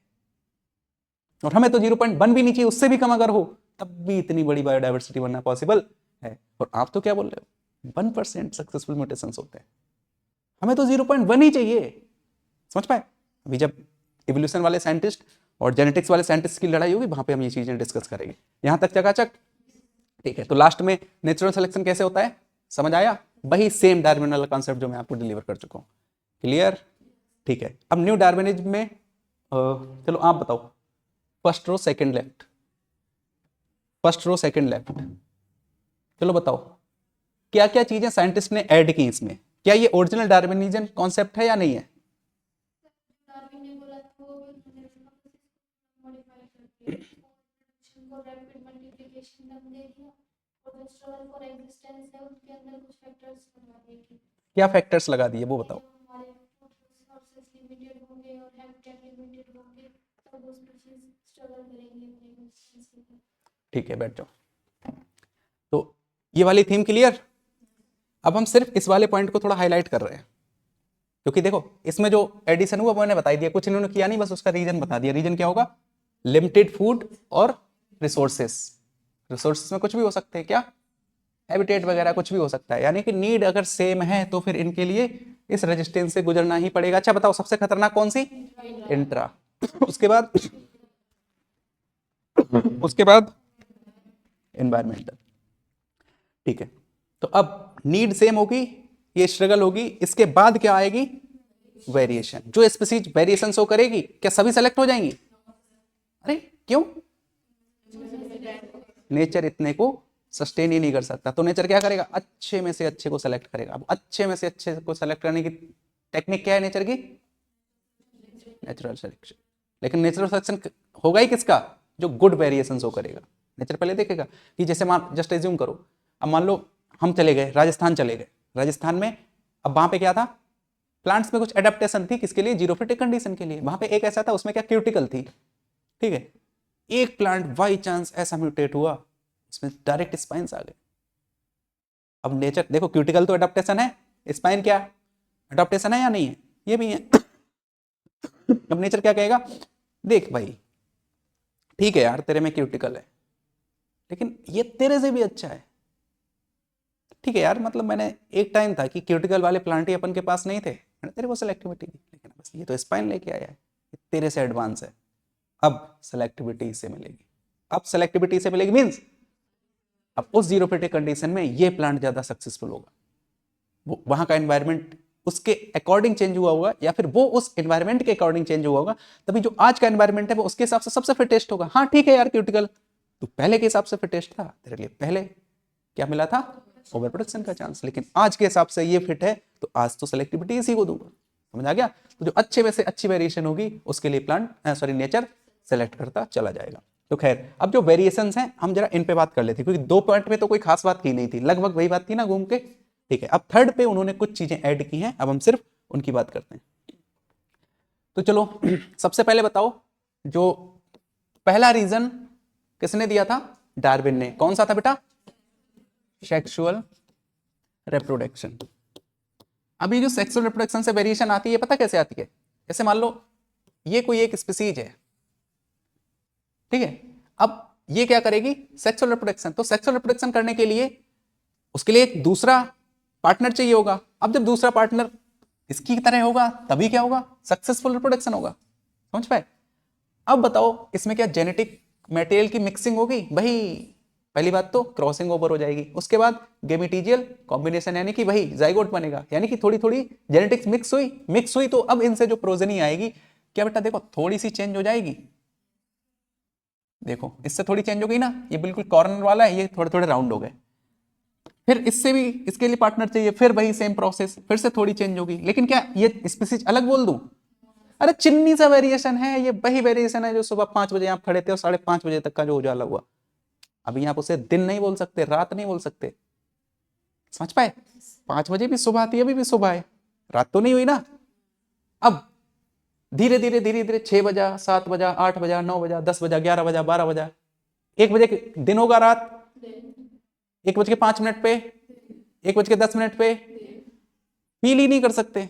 लाखों करोड़ों जनरेशन तक ये छोटी छोटी छोटी छोटी वेरिएशंस आती रहेंगी, आती रहेंगी, आती रहेंगी, आती रहेंगी, और एक ही जनरेशन को कंप्लीट करने में कितना साल लगेगा? अरे कुछ लंबा टाइम लगेगा ना। तो बताओ इस तरह से अगर 1 महीना कंप्लीट करना पड़े, बहुत लग जाएगा ना टाइम, और तब जाके 1 जनवरी से फरवरी हो पाएगा। समझ पाए? और इतनी देर में अगर जनवरी से फरवरी होगा तो दिसंबर कभी आएगा ही नहीं। समझ पाए? तो मीनिंग क्या है इसका? ये तो हंसने के लिए था। मीनिंग क्या है कि अगर इस तरह से, अब एक स्पीसीज से, जैसे ह्यूमन का एग्जांपल ले लेते हैं, बंदर का ले लेते हैं, किसी का भी ले लो XYZ, अगर इस तरह से हुआ होता किसी भी स्पीसीज में, आज जो एडवांस स्पीसीज है उसका बनना इतने कम टाइम में पॉसिबल ही नहीं था। क्योंकि अब समझो एक स्पीसीज बनने में लाखों करोड़ों साल लग जाएंगे ना। अरे ये तो एक जनरेशन आने का टाइम है, इतना ही ज्यादा है। तो बेटा एक स्पीसीज तो कई जनरेशन के बाद आएगी, मल्टीप्लिकेशन करो, देखो कितना टाइम लगेगा एक स्पीसीज बनने में। और अगर बेटा एक स्पीसीज बनने में इतना टाइम लगेगा, इसका मीनिंग क्या है कि ये इतना बड़ा बायोडाइवर्सिटी इस प्रोसेस से बन पाना पॉसिबल ही नहीं है। अब इसका मीनिंग क्या हुआ? तो फिर बायोडाइवर्सिटी बननी ही नहीं होगी सर, ये हुआ क्या? अच्छा, तुम्हें कैसे पता बनी है? रॉबर्ट मे ने कितना बताया? 7 मिलियन, लेकिन नोन कितनी है? अगर बेटा बायोडाइवर्सिटी नहीं बनी होती, कितना अच्छा सिलेबस होता, ना आपको वेंटर हुकर पढ़ना, बेंथम हुकर पढ़ना पड़ता, ना आर.एच. व्हिटेकर पढ़ना होता, है ना? कितना सही होता, शुरू के 2 चैप्टर होते ही नहीं। अरे भाई क्या? अच्छा अच्छा अच्छा, हाँ ये बढ़िया था क्लासिकल एग्जाम्पल कि सर पढ़ने के लिए हम ही नहीं होते। चलो खैर, लेकिन आप हो क्या? ऐसे जरा खांस के देखो एक बार, मैं तो इसीलिए खांस रहा हूं बार बार, देखो मैं हूं क्या? हो ना? इसका मीनिंग क्या है? बायोडाइवर्सिटी तो बनी है, मींस ये इतना टाइम लगा होगा, हो सकता है, माइट बी पॉसिबल, इससे भी कुछ स्पीसीज बनी हो और बनी है, समझा क्या? लेकिन this is not the only reason of origin of species, means कुछ तो और हुआ होगा। तो अब मान लो बेटा लाखों करोड़ों जनरेशन में देखो ये स्पीसीज बनी, अब क्या ये अपनी डिस्टिंक्ट पेरेंट से बिल्कुल अलग स्पीसीज है? अब अगर हमने इसके लिए रिप्रोड्यूस करा के देखा इस स्पीसीज के साथ, और अगर रिप्रोडक्शन नहीं हुआ तो हम क्या बोल देंगे? इसे अलग स्पीसीज है। क्या चीज? नहीं, ऐसा थोड़ी होता है कि हाँ ये एंसेस्टर जिंदा ही नहीं है, हो सकता है कुछ लिविंग लिंक हो, जैसे लिमुलस। नहीं, मैंने एक रीजन बताया है ना कि अगर हमने रिप्रोडक्शन करा के देखा और अगर वो सक्सेसफुल रिप्रोडक्शन नहीं हो पाया, मींस ये नहीं स्पीसीज है। सबसे आसान तरीका था आपके 11th-12th के लेवल पर बताने के लिए कि सेम स्पीसीज कौन होती हैं?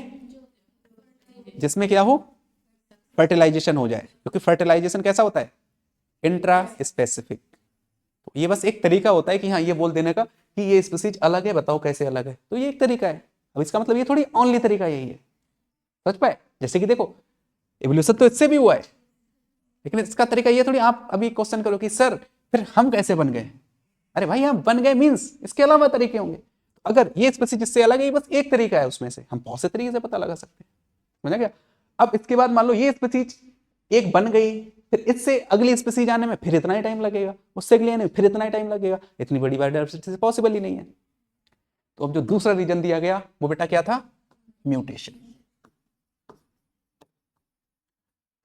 बेटा ये म्यूटेशन क्या है? अब ये जो स्पीसीज बनी है ना, देखो लाखों करोड़ों जनरेशन के बाद, लाखों करोड़ों साल के बाद तब जाके इवॉल्व हो पाई है क्या?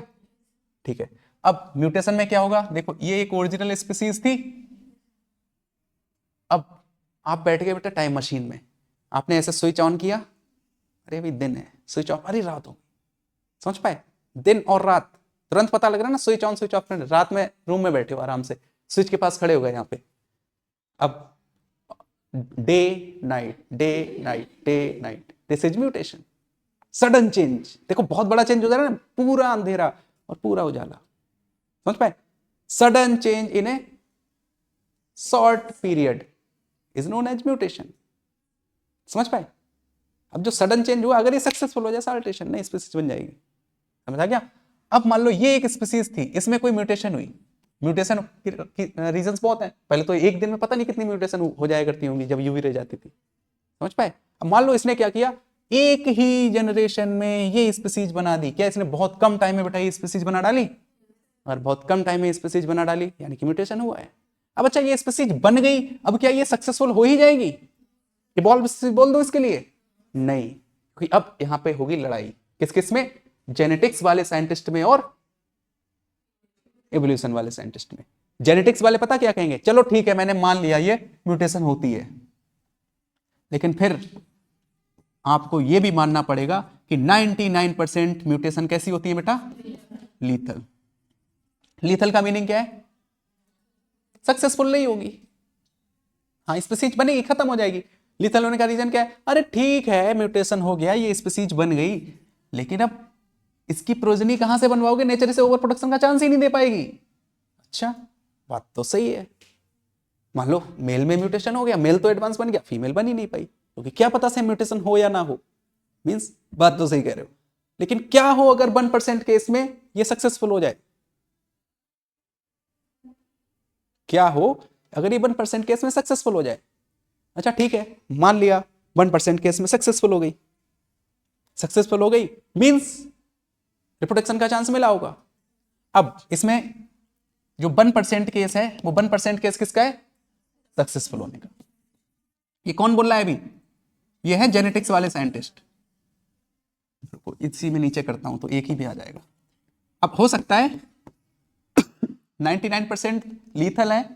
रुको पूरा अच्छा बढ़िया से ग्राफ बना के देता हूं। ये तो किसका है? म्यूटेशन होने का बस रिप्रेजेंटेशन। अब ये है म्यूटेशन थ्योरी पूरी यहां पे। अब यहां पे दो साइंटिस्ट लड़ रहे हैं। देखो यहां पे ये कौन दिख रहा है? दिख गए? और यहां पे ये कौन है? इवोल्यूशन वाले। ये साइंटिस्ट हैं, पूरी कम्युनिटी बैठी है। जेनेटिक्स वाले कह रहे हैं ठीक है तुमने बोल दिया कि हाँ म्यूटेशन रीजन हो सकता है क्योंकि म्यूटेशन मैंने बताया, लेकिन फिर मैंने साथ में ये भी बताया कि कितने परसेंट? 99% म्यूटेशन कैसे हैं बेटा? लीथल है। ओनली 1% ही सक्सेसफुल है। तुम देखो, तुम 99% की तो बात करो ही मत। बोला ठीक है 1 की कर लेंगे। ठीक है 1 में बताओ क्या होता है? देखो 1 में भी ये 1 कौन है? जो सरवाइव कर पाते हैं। अब 1 में भी किसी रिप्रोडक्शन का चांस मिलेगा, किसे नहीं मिलेगा? Who knows? No one knows. And what no one knows? Nature knows. Means अब नेचर ही डिसाइड करेगा कि वो क्या करेगा, किसके लिए रिप्रोडक्शन का चांस देगा और किसके लिए नहीं देगा। अब आप में से कोई खड़ा होकर एक ये बताएगा कि ये जो 99% लीथल हैं ये तो समझ आ गया, 1% वो सक्सेसफुल हुए ही क्यों होंगे? ये रीजन बता दो कोई भी। फर्स्ट रो फर्स्ट खड़े हो जाओ, बताओ क्या पॉसिबिलिटी हो सकती है कि सक्सेसफुल हो? नहीं, आपने सही चीज नहीं पकड़ी। सही चीज पकड़ो। अभी मैं एक टर्म सिखाया हूं आपको। आपका आंसर ठीक है लेकिन सटीक बोलो आप।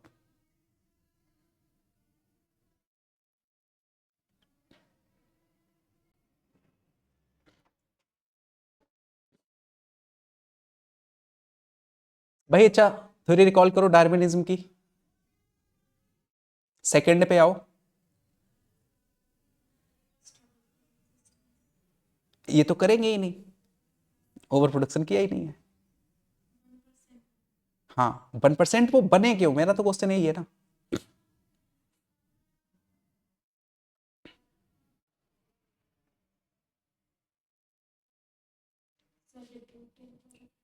फिटनेस क्या होती है?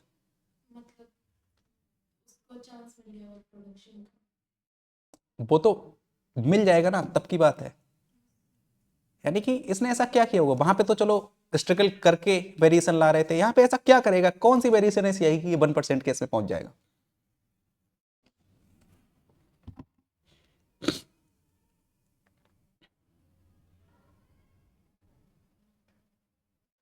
जल्दी बताओ। मैंने एक हिंट दे दिया है बेटा, फिटनेस। डार्विन के अकॉर्डिंग फिटनेस क्या है? चांस ऑफ रिप्रोडक्शन, यानी कि जो अपनी लाइफ साइकिल कंप्लीट करेगा। अब ये 1% कौन होगा? गुड। अब लाइफ साइकिल कंप्लीट कर रहा है, इसका मीनिंग क्या होगा? नहीं मतलब ये बोला इतना सही नहीं कि उसका काम है यार रिप्रोडक्शन कर रहा है। लाइफ साइकिल कंप्लीट कर रहा है मींस रिप्रोडक्शन तो कर ही रहा है। अब उसमें से भी ये 1% में कैसे पहुंचा? रेयरेस्ट ऑफ रेयर केस में क्या हो, कहीं पे ऐसे म्यूटेशन हो जाए कि एक पार्टनर दूसरे पार्टनर में म्यूटेशन के बाद जो नई स्पीसीज बनी है वो स्पीसीज किसी के साथ फर्टिलाइजेशन कर ले, क्योंकि नई स्पीसीज है तो समझो दूसरा पार्टनर तो है ही नहीं। क्या पता एक म्यूटेशन इंडिया में एक मान लो बाई चांस, मतलब देयर इज ओनली 0.001% चांस कि सेम म्यूटेशन किसी दूसरे ऑर्गेनिज्म में हो जाए और सेम टाइम पे। क्या पता मान लो जो म्यूटेशन आज मेल में हुई थी हो सकता है 20 साल बाद फीमेल में हो। तो एक तो ये कांस्टेंट आ गया, 20 साल बाद फीमेल में हो भी गई तो क्या फायदा उसका। और दूसरी चीज चलो मान लो हाइपोथेटिकल मान लेते हैं कि हाँ मेल और फीमेल में आज ही वेडनेसडे के डे पे क्या हुआ है, म्यूटेशन हुआ है। अब जो ये वेडनेसडे में म्यूटेशन हुआ है इसमें भी हुआ उसमें भी, क्या पता एक इंडिया में बैठा है एक ऑस्ट्रेलिया में बैठा है। और आइडियल कंडीशन लेके आते हैं कि चलो एक यहाँ कुरुक्षेत्र में है एक कहाँ है, करनाल में है। अब क्या पता कि ये आपस में फर्टिलाइजेशन करें या ना करें। अब चलो ठीक है मान लिया कि ये आपस में फर्टिलाइजेशन भी कर लेते हैं। अब क्या पता जो प्रोजेनीज आई नॉर्मल आई या एबनॉर्मल आई। तो सोचो कितने आइडियल कंडीशंस हमें एज्यूम करने पड़ेंगी तब जाकर के हम ये 1% कंसीडर कर सकते हैं। समझ आ गया। लेकिन अच्छा बताओ क्या कर तो सकते हैं। हाँ माना कि हर लेवल पे हमें आइडियल कंडीशन को कंसीडर करना पड़ रहा है, लेकिन ठीक है आइडियल करना पड़ रहा है लेकिन कर तो सकते हैं ना। तो वही ये 1% है कि इतनी हाइपोथेटिकल लेवल पे हम क्या करें, इतनी आइडियल कंडीशंस को एज्यूम करते जाएं तब जाके ये फर्स्ट 1% क्या हो सकते हैं बेटा, सक्सेसफुल हो सकते हैं। ठीक, बैठ जाओ। अब ये जो 1% कैसे बने थोड़ा आइडिया लग गया। तो आल्दो ये टोटली क्या है, हाइपोथेटिकल, लेकिन उसके बाद भी बनना तो पॉसिबल है। अगर ये बनना पॉसिबल है मींस जस्ट एज्यूम करो कि ये बन गई है किसी, अब बन गई, अब नेचर आगे इसे क्या देगा, सिर्फ ओवर प्रोडक्शन का चांस दे देना ही सिलेक्शन थोड़ी है, उसे बाकी चीजों से भी गुजरना पड़ेगा। अब लास्ट में जब नेचर उसे सेलेक्ट करेगा तो सेलेक्टिविटी देने के टाइम पे अगर वो सेलेक्ट हुआ तब जाके हम बोल पाएंगे कि ये क्या है, सक्सेसफुल म्यूटेशन है। सक्सेसफुल म्यूटेशन होने के लिए इसके लिए क्या शो करना पड़ेगा, क्योंकि ये क्या हो जाएंगे बेटा, स्टेराइल, और ये क्या हो जाएंगे, फर्टाइल।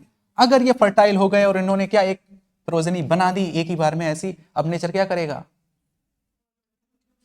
अरे भाई देख तो सही क्या चीज बनी, मींस कांग्रेट्स, एक ही जनरेशन में नई स्पीसीज आ गई।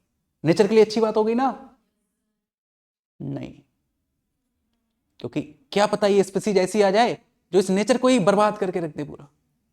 समझ पाए।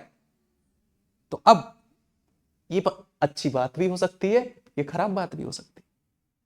तो अब बताओ नेचर क्या सभी को सेलेक्ट कर लेगी, नहीं करेगी, लेकिन क्या 0.1% को तो सेलेक्ट कर ही लेगी। क्योंकि अब देखो एक तो म्यूटेशन से जो भी वेरिएशंस आई उनमें से 99% वेरिएशंस बैड वेरिएशंस रही होंगी, इसीलिए ने ओवर प्रोडक्शन का चांस नहीं दिया। अब उसमें से जो 1% जिसमें गुड वेरिएशंस थी, गुड वेरिएशन में भी बेटा हो सकता है कि मैक्सिमम स्पीसीज ऐसी हो जो इस नेचर को ही क्या करके रख दें, बर्बाद करके रख दें। तो नेचर क्या सोचेगी, नहीं अब तेरे को हम इवॉल्व नहीं करेंगे। अगर वो उसको इवॉल्व नहीं करेगी तो उसके क्या करेगी बेटा, वाइप्ड आउट करेगी। लेकिन क्या 0.1% को बचा लेगी। तो क्या इससे मैं ये कंक्लूजन निकाल दूं कि लगभग 0.1% म्यूटेशन सक्सेसफुल म्यूटेशन होते हैं। समझ पाए। तो अब बताओ यहां पे वेरिएशन आने का जो कॉज म्यूटेशन दिया है साइंटिस्ट ने, तो क्या म्यूटेशन पूरा दे देना सही है या गुड म्यूटेशन या सक्सेसफुल म्यूटेशन बोलना सही है, सक्सेसफुल म्यूटेशन। तो ये जो हमने लिखा था म्यूटेशन, क्या यहाँ पे बेटा सक्सेसफुल म्यूटेशन लिखना ज्यादा सही होगा। Successful mutation leads to the evolution. और बेटा ऐसा ही हुआ है, अगर ऐसा नहीं हुआ होता तो आज इतनी बड़ी बायोडाइवर्सिटी हम देख ही नहीं रहे होते। क्या अब इवोल्यूशन वाले की बात आती है। इन्होंने जेनेटिक्स वालों ने कंक्लूड करके दिया कि हाँ, इन्होंने तो 1% ही बोल दिया था, लेकिन और कैलकुलेशन लगाई, देखा चलो 0.1% तो पॉसिबल है। अगर 0.1% भी म्यूटेशन सक्सेसफुल म्यूटेशन है तो बताओ, अब इनसे पूछ रहे हैं कि बताओ क्या इतनी बड़ी बायोडाइवर्सिटी बना सकते हो। अरे तो बहुत ज्यादा है, बोले बहुत ज्यादा, ये तो 0.1% बता रहा हूं मैं, इसमें पॉइंट बन के इधर लगा हुआ है। कोई नहीं, बहुत ज्यादा है। कह रहा कैसे, कह देखो आज तक नोन तो 1.7 मिलियन ही है, मीन 17 लाख। समझ पाए। और ये तो बहुत ज्यादा बना सकती है, 40 लाख। बोला कैसे, तुमने इवोल्यूशन वाले साइंटिस्ट हो, बायोलॉजी वाले हो, क्या इसलिए 40 लाख बोल दे रहे हो, कैलकुलेशन नहीं आती। तो कह रहा है ठीक है कैलकुलेशन करते हैं। तो बोले कैलकुलेशन चलो ठीक है, कॉपी पेन निकालो, आप भी निकालो, निकालो कॉपी पेन। अब आप कौन हो, जेनेटिक्स वाले हो, मैं इवोल्यूशन वाला हूं।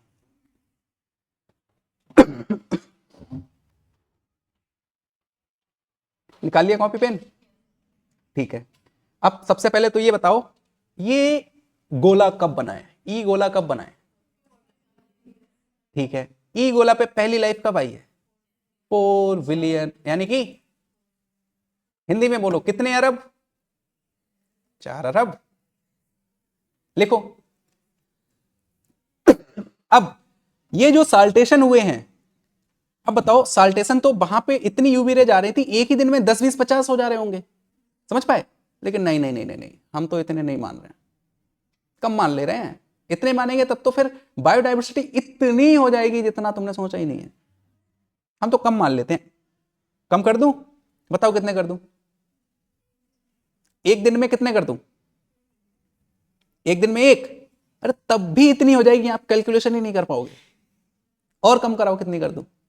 अच्छा एक महीने में एक मान लूं, तब भी इतनी हो जाएगी बेटा, आप तो गलत ही कर दोगे। एक साल में एक मान लूं, ठीक है लिखो। एक साल में मान लो एक साल्टेशन हो रही है, सब डाटा लिखते जाओ। अगर एक साल में एक साल्टेशन हो रही है तो बेटा आज तक कितने साल्टेशन हुए होंगे? 4 अरब हो गए होंगे, हुए होंगे ना, क्योंकि टोटल साल कितने हैं? 4 अरब। यानी कि अगर 4 अरब साल्टेशन आज तक हुए हैं तो आज तक कितने अरब स्पीसीज बनी है? पक्का? चलो बहुत बढ़िया, इसने बहुत सही चीज बोली, उसमें से कुछ गायब भी हुई होंगी। एवोल्यूशन वाले क्या बोले? 1% सक्सेसफुल हुई होंगी ना। 4 अरब का 1% ले लो, ले लो, ले लो। आप तो कौन हो? जेनेटिक्स वाले हो। ले लिया? 4 अरब का 1% निकालो जरा एक बार, कितना? 4 करोड़। लिखो और बताओ। तो अब 4 करोड़ स्पीसीज बोल दूं क्या? बोल दूं? हैं कितनी? कितनी है?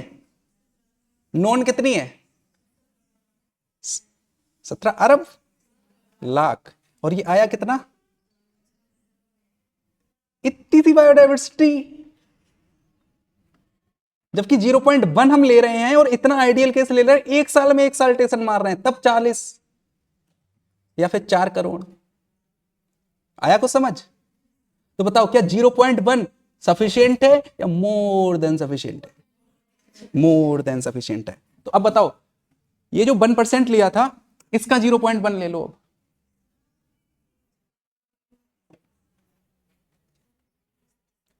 जेनेटिक्स वाले अगर तुम हो, तुम तो 1% बोल रहे हो ना, मैं तो कह रहा हूं 0.1 ले लो। लो फटाफट, 40 लाख, 1.7 लाख, सॉरी 17 लाख, 1.7 मिलियन, 17 लाख लिए लिए घूम रहे हो। अगर हम इसे 0.1 ले लें तब भी ये सफिशिएंट है more than sufficient? More than sufficient. बताओ क्या इतनी छोटी सी बायोडाइवर्सिटी इतने छोटे से सक्सेसफुल म्यूटेशन से पॉसिबल है? और जबकि हमने सिर्फ ओनली म्यूटेशन लिया है, और म्यूटेशन में भी ओनली सक्सेसफुल म्यूटेशन लिया है, और सक्सेसफुल म्यूटेशन में भी ओनली 1% लिया है, तब भी ये नंबर क्या हो गया है? छोटा हो गया है। अभी तो हाइब्रिडाइजेशन, अभी तो जेनेटिक ड्रिफ्ट, अभी तो सेक्सुअल रिप्रोडक्शन बाकी है। और अगर ठीक है ये अगर ना भी लगाऊं तो अभी हमने म्यूटेशन कितना हाइपोथेटिकल लेवल पे लगाया है? हमने तो एक साल में एक साल्टेशन लिया है, जबकि बेटा एक दिन में 2-2, 400 साल्टेशन हो गए हो, किसे पता? Who knows? No one knows. And what no one knows, nature knows. समझ आ गया? यहां तक चकाचक। तो इतनी बड़ी बायोडाइवर्सिटी बनना क्या म्यूटेशन से पॉसिबल है? बस। अब बताओ ये कब पता लगी ये बात? जब जेनेटिक्स आई। अब बताओ जब जेनेटिक्स आई, जो उंगली उठी थी इतनी बड़ी बायोडाइवर्सिटी सेक्सुअल रिप्रोडक्शन से कैसे बनी है, क्या टूट गई? आंसर हो गया खुद से। बाद में पता लगा रीजन और भी होते हैं। अब जो रीजन और होते हैं वो क्या है? हाइब्रिडाइजेशन ले लेते हैं। अब जो हाइब्रिडाइजेशन है, हाइब्रिडाइजेशन में क्या होगा बेटा? मान लो एक ये स्पीसीज है ए, एक ये स्पीसीज है बी। अब इनमें हमने क्या कराया? हाइब्रिडाइजेशन करा दिया, एक स्पीसीज अलग ही मिल गई, वो क्या थी? शी। फिर यहां पे लड़ाई चालू। अब लड़ाई इस बार क्या चालू कि अगर ये अलग अलग स्पीसीज हैं तो इनमें क्या नहीं होगा? फर्टिलाइजेशन नहीं होगा। फिर से वही पंगा, फिर से वही चीज। लेकिन अगर 99% में चलो फर्टिलाइजेशन नहीं भी हुआ, 1% तो पॉसिबल है।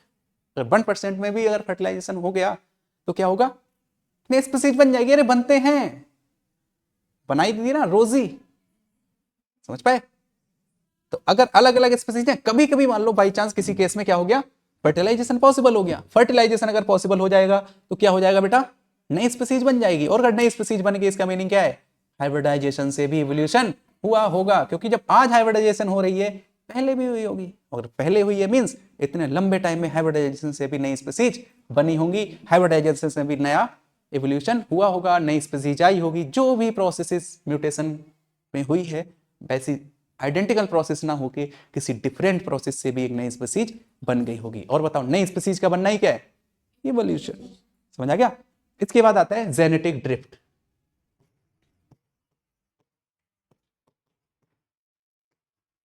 अब बेटा जेनेटिक ड्रिफ्ट क्या होता है थोड़ा ध्यान से समझना। जेनेटिक, अच्छा रुको, हाइब्रिडाइजेशन में थोड़ा और डिस्कस करते हैं।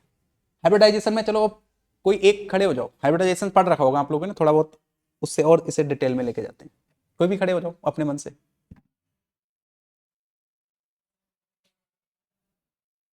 चलो सेकंड रो लास्ट, खड़े हो जाओ। हाइब्रिडाइजेशन अच्छा इंटर स्पेसिफिक होती है या इंट्रा स्पेसिफिक?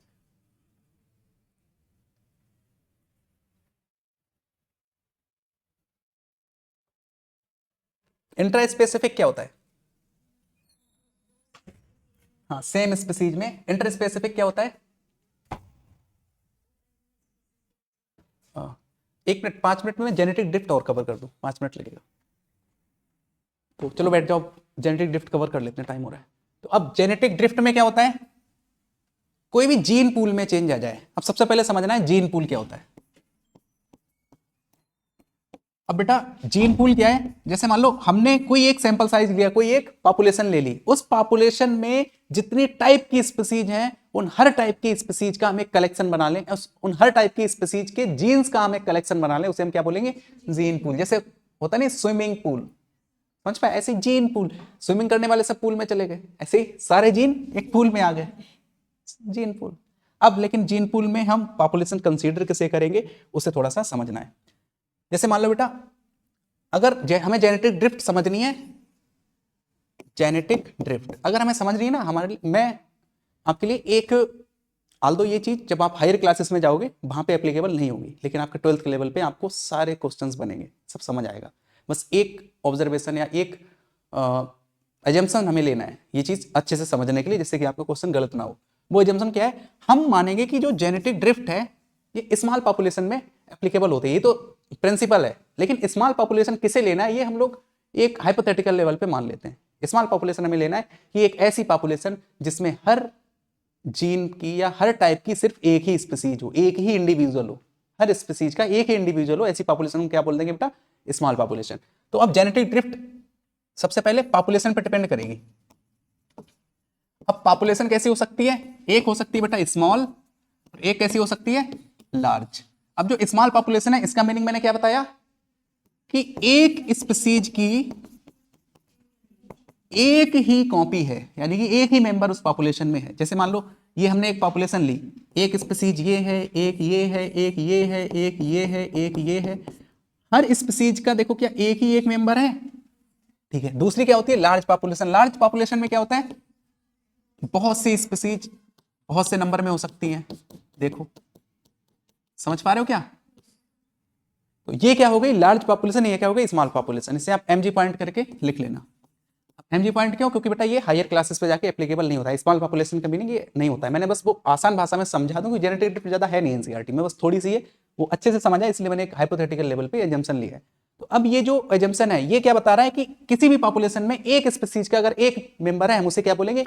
Small population. मान लो बाई चांस कोई नेचुरल डिजास्टर कुछ भी हुआ, एनीथिंग विच कुड पॉसिबल, कोई एक मेंबर वहां से मर गया, तो बताओ कि सिर्फ मेंबर मरा है, सिर्फ मेंबर का जीन पूल या सिर्फ मेंबर का जीन इस पॉपुलेशन से गायब हुआ है, या पूरी एक स्पीसीज का ही जीन गायब हो गया है?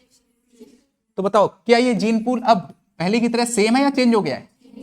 और जब भी जीन पूल चेंज होगा इवोल्यूशन होगा। तो बताओ क्या मैं बोल सकता हूं जेनेटिक ड्रिफ्ट से इवोल्यूशन किस में होगा?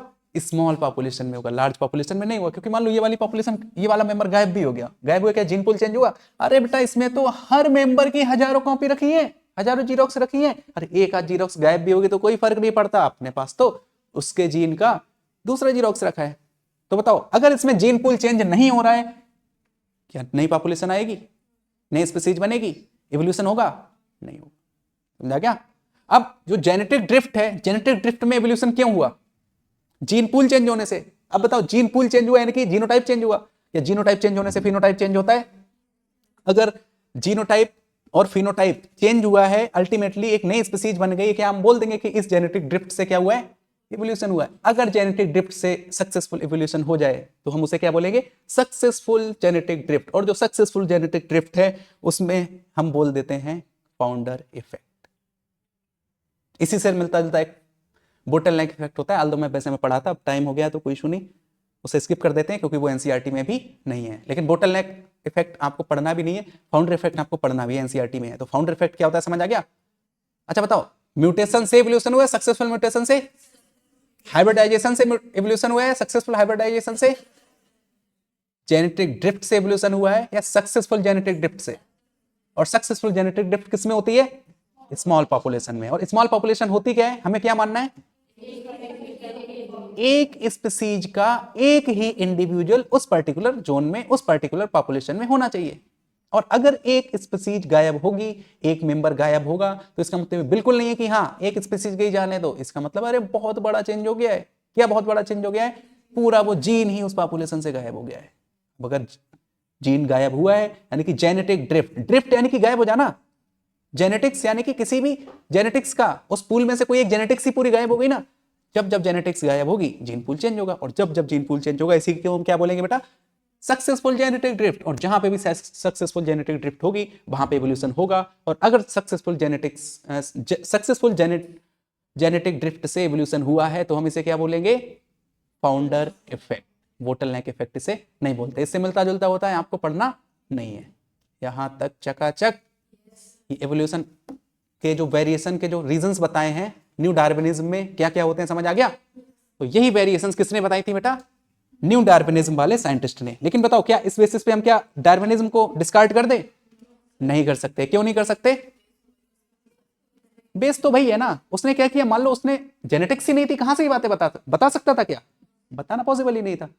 लेकिन तब भी क्या वो इनका जो रिजल्ट है बता के चला गया। इनका भी रिजल्ट क्या है, वेरिएशन। क्या बता के चला गया, वेरिएशन ही इवोल्यूशन का कारण है, वेरिएशन से ही इवोल्यूशन होता है, ये बोला था उसने। ये भी तो यही बोल रहे हैं, ये कल की बात है, यानी कि जेनेटिक्स अभी कल की बात है ना, 1901 के बाद की। और वो परसों की बात है, यानी कि 1901 से पहले का वो तो था ही नहीं जब जेनेटिक्स डिस्कवर हुई। आया समझ? ठीक है, तो अब समझ आ गया कि इतनी बड़ी बायोडाइवर्सिटी पॉसिबल है, वेरिएशन से ही पॉसिबल है। लेकिन वेरिएशन का ओनली कॉज सेक्सुअल रिप्रोडक्शन नहीं है। हाँ, वेरिएशन का कॉज सेक्सुअल रिप्रोडक्शन भी है, बट वेरिएशन का सेक्सुअल रिप्रोडक्शन ही नहीं है। समझ आ गया? और जो भी है उसमें और कौन कौन से भी जुड़ जाते हैं, म्यूटेशन। लेकिन म्यूटेशन में भी, उसके बाद हाइब्रिडाइजेशन, लेकिन हाइब्रिडाइजेशन में भी, उसके बाद जेनेटिक ड्रिफ्ट, लेकिन जेनेटिक ड्रिफ्ट में भी। अब जो सक्सेसफुल जेनेटिक, अच्छा जेनेटिक ड्रिफ्ट हम किसके बेसिस पे कंसीडर करेंगे, small population, large population? Small population. Small population का मीनिंग एक टाइप की स्पीसीज का एक ही इंडिविजुअल उस पर्टिकुलर पॉपुलेशन का मेंबर हो।